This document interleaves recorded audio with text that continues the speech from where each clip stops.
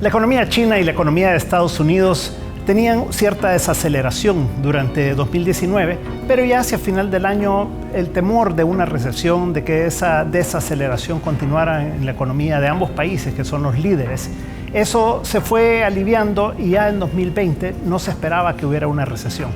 Pero el coronavirus ha cambiado bastante todas esas perspectivas. Uno de los indicadores más importantes que podemos tener de muy corto plazo es la bolsa de valores. En la bolsa de valores, en el Dow Jones en particular, vemos cómo ha tendido a caer significativamente esto en la medida que se ha ido conociendo de que la crisis es mayor. En los últimos días, en la última semana, ha caído más de 2.000 puntos el Dow Jones. Eso quiere decir que la expectativa es que las empresas no van a tener un buen comportamiento, que sus utilidades no se van a ver reflejadas en dividendos en un futuro. Entonces, la economía china, por un lado, en la medida que se ha cerrado las fábricas, en la medida que se ha tenido que cerrar ciudades enteras, entonces ha dejado de producir, pero es la fábrica del mundo. Entonces, la economía china, por el otro lado también, que venía creciendo hace una década a tasas del 10-12%, había ya reducido su tasa de crecimiento a 6%, y podemos ver cómo de aquel crecimiento tan fuerte pasó al 6%. En China se considera que ese 6% es una recesión básicamente. Y ellos tenían como límite eso, pero en la medida que la expectativa es que pueda bajar por debajo de ese 6%, pues la preocupación se vuelve muy importante porque no puede generar el empleo que requiere para millones de chinos que quieren salir de la pobreza, que quieren salir del interior del país hacia la costa. Entonces, las implicaciones del coronavirus son muy significativas para el mundo, porque esto rompe también toda la cadena de abastecimiento de materias primas. Las materias primas las producen en África, las producen en Sudamérica, por ejemplo, el cobre, el hierro, el petróleo. Hemos visto cómo el precio del petróleo también ha tendido a caer. El precio del petróleo, antes de esta crisis, estaba en límites arriba de $60, y eso ha venido bajando, y ahora estamos hablando de cifras alrededor de $48. Entonces, ese comportamiento del precio del petróleo es porque la demanda está bajando. Entonces va a tener que haber una corrección en la oferta o los precios van a seguir bajando, y lo mismo en otras materias primas como el cobre y otros. Entonces es muy importante darle un seguimiento al coronavirus porque se está extendiendo por todo el mundo, y esto está afectando el turismo, está afectando la producción, está afectando todos los elementos, y uno muy importante es las tasas de interés. Las tasas de interés también están tendiendo a bajar. Recordemos que la Reserva Federal había dicho que ya este año no iba a bajar las tasas de interés, pero el mercado ha venido bajando las tasas de interés de corto plazo. Por ejemplo, la LIBOR ha venido bajando de 2.30 a más o menos 1.70 y todavía hacia abajo. Y por el otro lado también el bono de 10 años de Estados Unidos, por ejemplo, que estuvo arriba de 2%, ahora está alrededor del 1.50. Y otros países como Alemania, como Holanda, Suiza, Japón, que han tenido tasas negativas de interés, pues ahora esas tasas se convierten todavía en algo más generalizado en diferentes países. Francia también ha venido teniendo ese comportamiento. Entonces, el mensaje principal que podemos ver es que hay que estar muy pendientes de lo que está pasando con el coronavirus. Ojalá que esto se pueda controlar y que de esa manera pues evitemos que se llegue a una recesión mundial. Pero lo que sí queda claro es que probablemente no se va a alcanzar las tasas de crecimiento para este año, y por lo tanto eso va a tener implicaciones en El Salvador.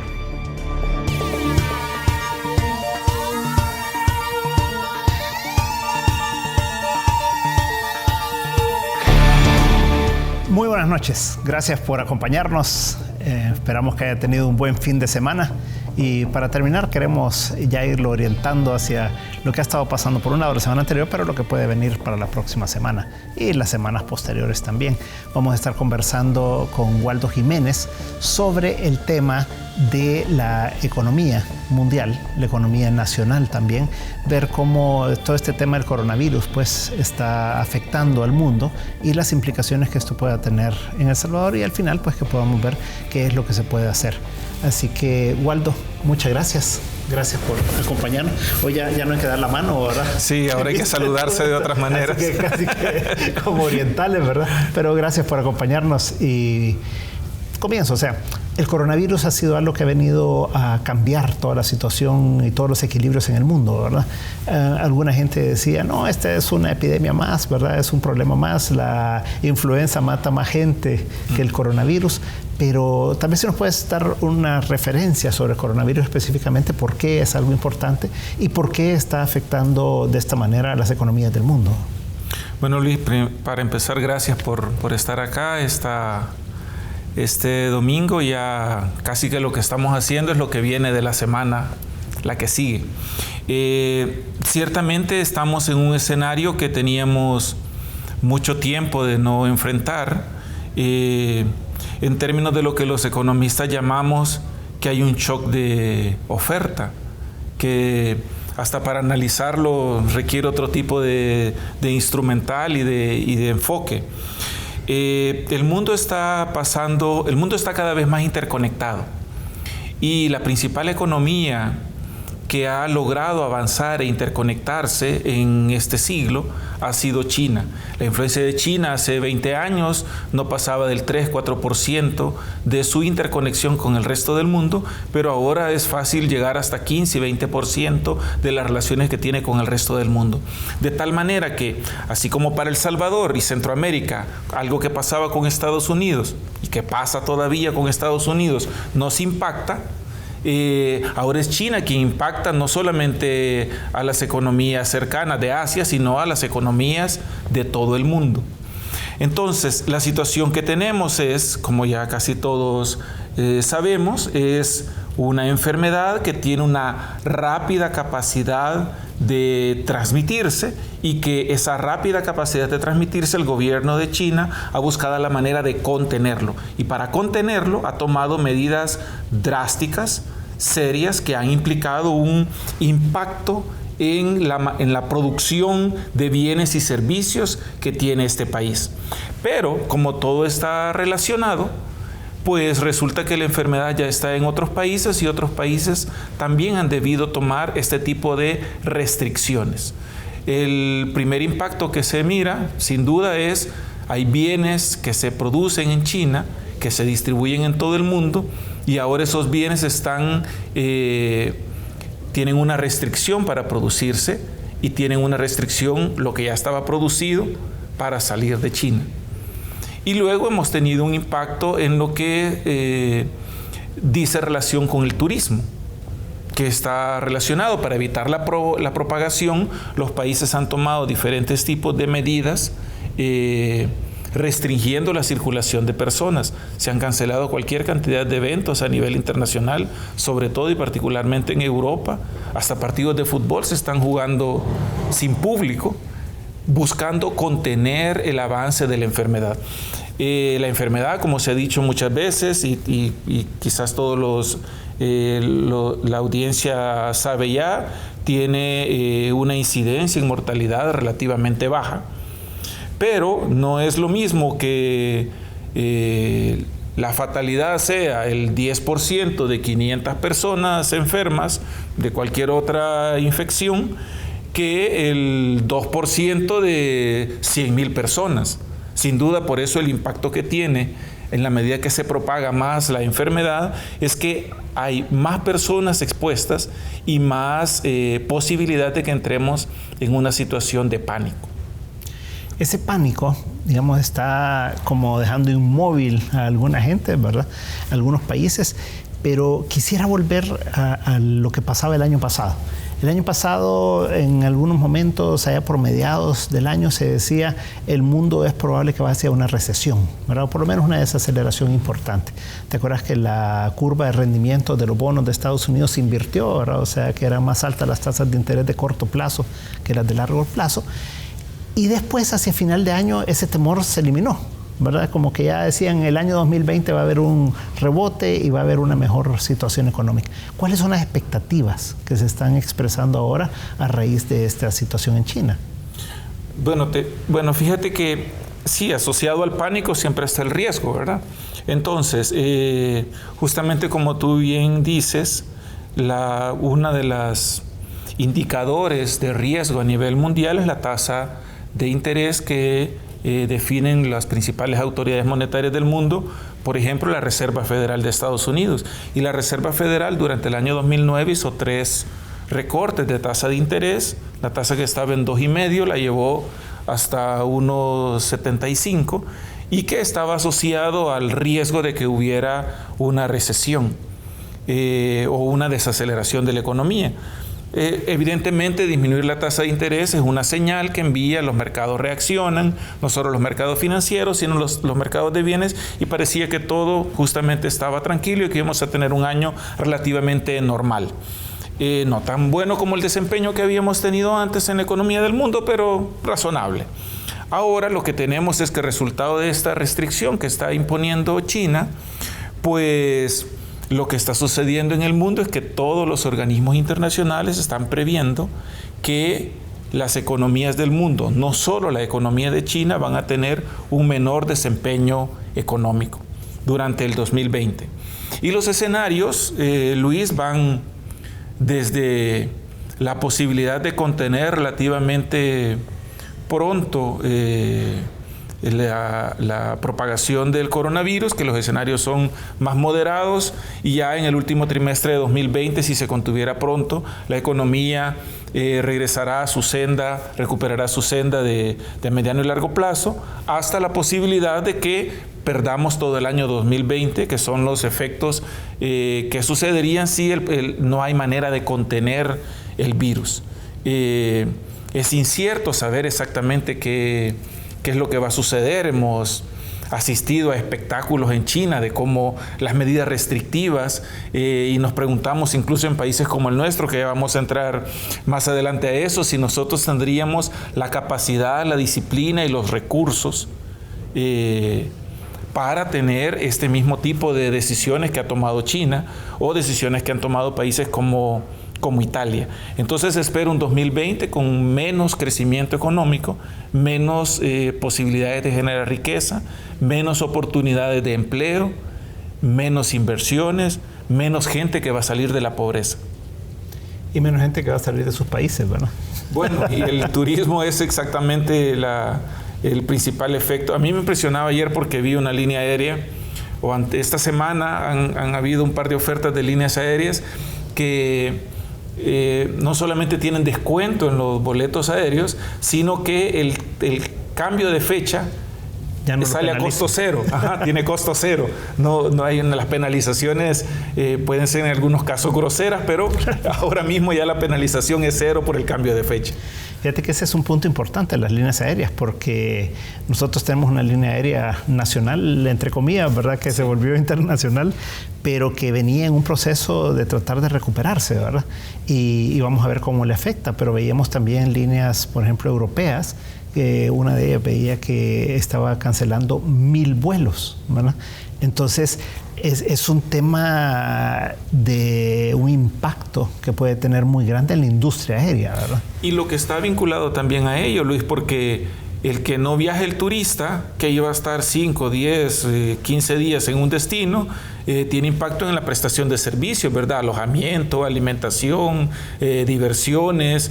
O sea, tiene un impacto en el resto de servicios, y es justamente por eso quizá después de la producción de bienes, que es el primer shock que ha sucedido con China, el segundo shock que se va a ver está relacionado con el sector turismo y todos los servicios que de ahí se desprenden. Y efectivamente esta línea aérea nacional reportó pérdidas esta semana de alrededor de $900 millones, unas pérdidas que es parecido, por cierto, al monto del crédito que está solicitando el presidente para temas de seguridad. Esas son las pérdidas que tuvo esta línea aérea en el 2019, y son las pérdidas quizás más grandes que ha tenido una línea aérea en América Latina de esos montos, y miraban ellos el 2020 con optimismo. Pues ahora será más incierto, dependerá de si el virus se contiene o si no se contiene. Yo tenía unas personas que venían por temas de negocios esta semana, el próximo martes, y me hablaron el jueves y me dijeron: ya no podemos viajar, la empresa nos ha prohibido viajar fuera de Estados Unidos, y por lo tanto hagamos una conferencia telefónica, ¿verdad? Entonces, todo ese tipo de cosas pues tienen un impacto significativo. Ahora, si agreguémosle un factor para El Salvador, para ir introduciendo algo también del país, es qué pasa con los chinos, porque el presidente Bukele había hecho un acuerdo con el gobierno chino y estaban viniendo funcionarios de ese y técnicos de ese país a evaluar, por ejemplo, Surf City y para el tema del estadio y lo demás, ¿verdad? Pero ahora los chinos no pueden viajar y además pues las prioridades han cambiado, ¿verdad? Claro. Entonces, eso va a tener un efecto importante sobre eso aquí en el país. Fíjate que bueno, todavía no era cierto el momento en el que China iba a empezar a ejecutar los proyectos de cooperación que se firmaron a finales del año pasado, a principios de este año.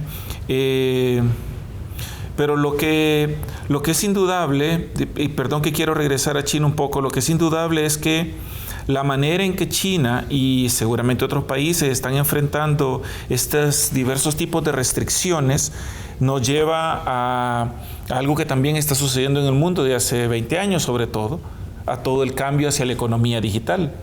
De hecho, la decisión que toma la Reserva Federal esta semana de recorte de tasas de interés, el recorte más grande que ha habido desde los últimos 10 años, sucede en un contexto en el que ni siquiera tenían planeado reunirse y se terminan reuniendo de manera virtual, ¿verdad? Entonces, el traslado de diferentes actividades, todas aquellas que sea posible, hacia la economía digital, es lo que va a permitir sortear de mejor forma esta crisis. China está pasando a tener juicios a través de medios digitales, sus alumnos están recibiendo clases a través de medios digitales, muy probablemente muchos temas de salud y de procedimientos lo van a hacer a través de temas digitales, y eso sin duda va a permitir que de alguna forma continúe la actividad relativamente normal en algunas áreas a pesar de las restricciones de desplazamiento físico. Sí, esto va a obligar a cambiar la forma de trabajar también, ¿verdad? Que ya había mucho cambio pues, en ese sentido, pero ahora más trabajar desde la casa o estudiar desde la casa, ¿verdad? Tener menos contacto a nivel exterior, digamos, al hogar, ¿verdad? Y te quería preguntar, volviendo al tema internacional, tú decías que había bajado la tasa de interés la semana pasada la Reserva Federal, con lo que lo bajó del 1,75 que mencionabas al 1,25, ¿verdad? Sí. Ahora, eso no se veía, una baja en tasas de interés y menos de esa magnitud no se veía desde el 2008, que fue la última baja que hubo. Entonces, ¿cuál será la expectativa que podría haber de tasas de interés para este año? Porque originalmente habían dicho que se iban a mantener probablemente constantes y que ya no iba a haber bajas. Fíjate que a mí me ha llamado la atención la decisión de la Reserva Federal porque casi todos los que han opinado sobre el tema no opinan lo mismo. Hay una amplia gama desde aquellas personas que piensan que el recorte ya estaba aceptado por el mercado y que por lo tanto la baja de 0,5 es insuficiente, hasta aquellos que piensan que es una medida inútil porque ante un shock de oferta como el que tenemos, no es a través de la política monetaria y la señal de tasa, los tipos de tasa que tienen que modificarse. Va a depender, de nuevo, Luis, de que tan pronto se logra contener el virus, porque si no se logra contener, vamos a pasar a un shock de demanda y entonces sí serán necesarios otros tipos de medidas al estilo keynesiano, que significa una intervención más en política monetaria, pero también en política fiscal, como ya está sucediendo en Italia, por ejemplo. En Italia no solamente han ido y han colocado dinero para que las familias que han quedado en cuarentena no paguen durante un tiempo servicios de agua, de luz, de los servicios básicos, sino también ya hay instrumentos que le permiten a las empresas no pagar su crédito durante un año, de tal manera de mantenerles en la economía a pesar de que no están produciendo. Entonces este tipo de medidas irán sucediendo en los siguientes meses. ¿Qué tantos recursos se necesitarán para ello?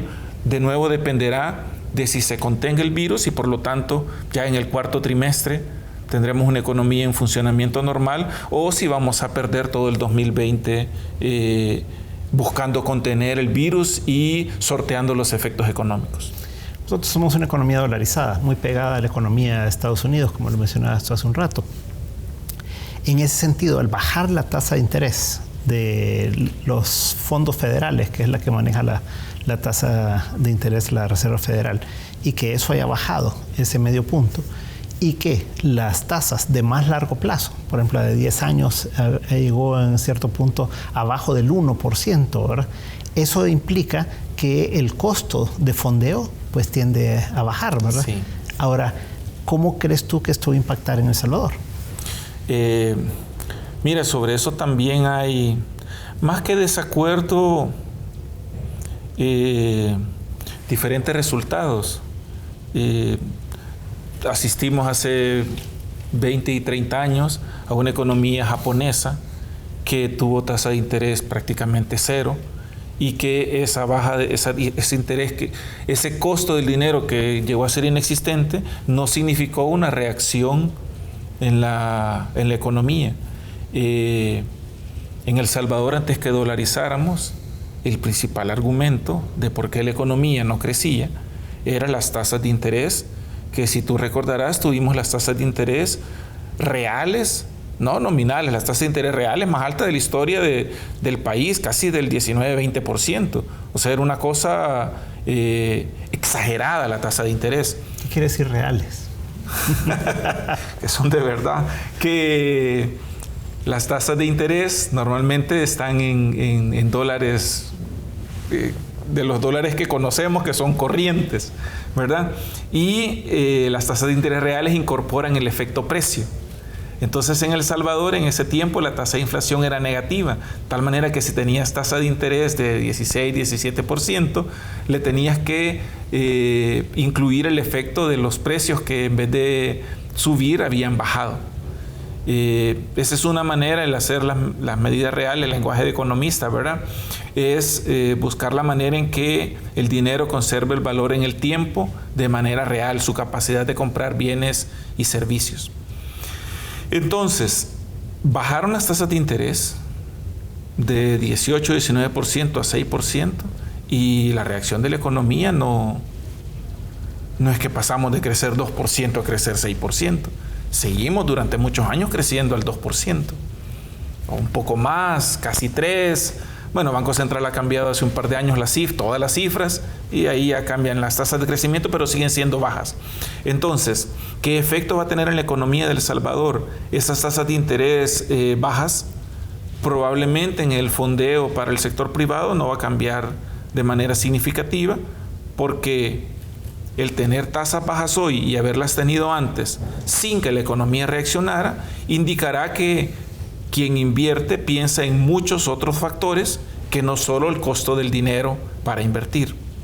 Quien sí podría resultar beneficiado es el fisco, porque probablemente va a tener acceso a créditos a una menor tasa, y por lo tanto la presión sobre la hacienda fiscal va a ser menor.